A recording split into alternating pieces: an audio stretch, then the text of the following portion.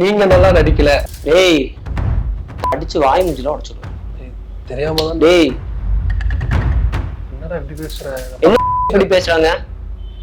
என்னடா பேசுறாங்க? நான் கேட்டுட்டு இருக்கணுமா? பைத்தியக்காரனா நானு? என்ன பார்த்தா பைத்தியக்கார மாதிரி தெரியுதா? தெரியாம. டேய் என்ன தெரியாம? டேய் இந்த சைடு குத்தலான்னு பாத்தியா? இல்லடா. டேய் சொல்றா மூட்டு.